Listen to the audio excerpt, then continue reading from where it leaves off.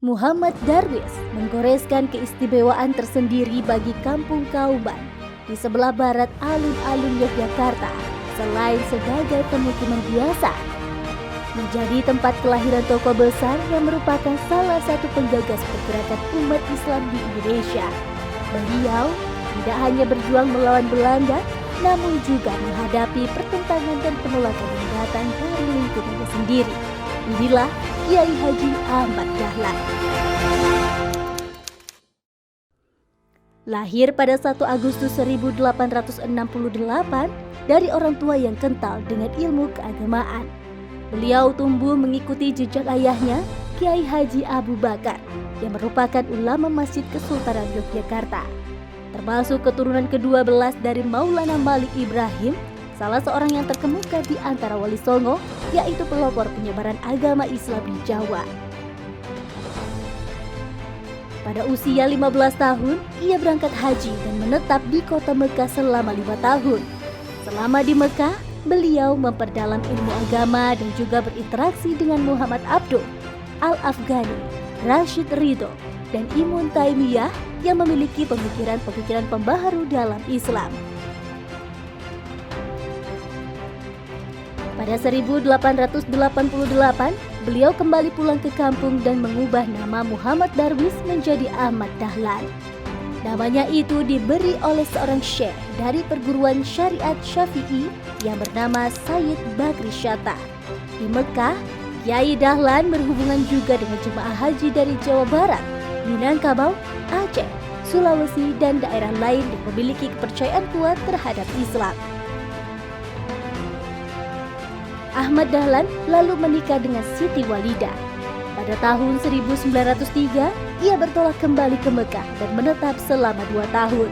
Pada masa ini, ia sempat berguru kepada Syekh Ahmad Khotib yang juga guru dari pendiri NU Kiai Haji Hashim Asy'ari. Barulah pada tahun 1912, Kiai Ahmad Dahlan mendirikan Muhammadiyah. Melalui organisasi itu, ia bercita-cita mengadakan pembaharuan cara berpikir menurut tuntunan agama Islam. Dalam dakwahnya, Kiai Dahlan melakukan banyak usaha besar yang terarah, seperti mendirikan rumah pengobatan, rumah sakit, panti asuhan, pemeliharaan kaum miskin, sekolah, serta madrasah. Pengalaman mengelola organisasi itu diperoleh Kiai Dahlan dari keaktifannya dalam organisasi Budi Utomo dan Sarekat Islam. Dakwah yang dilakukan oleh Ahmad Dahlan tidaklah selalu mulus. Pertentangan dan penolakan hingga ancaman pembunuhan dialaminya. Ahmad Dahlan juga pernah dituduh sebagai kiai kafir lantaran disebut-sebut meniru bangsa Belanda dan agama Kristen. Namun berkat keteguhan hati, kesabaran, dan kegigihannya, ia tetap melanjutkan perjuangannya hingga di berbagai penjuru kota. Organisasinya itu pun melambungkan sayap hingga dikenal masyarakat luas. Kiai Haji Ahmad Dahlan dianggap berhasil membangun kesadaran dan membangkitkan umat Islam akan pentingnya pendidikan. Sehingga muncullah ketakutan pemerintah Hindia Belanda saat itu terkait perkembangan Muhammadiyah. Ketika surat permohonan pembentukan Badan Hukum Muhammadiyah dikeluarkan oleh pemerintah Hindia Belanda, Ahmad Dahlan hanya dapat melakukan aktivitasnya di Yogyakarta.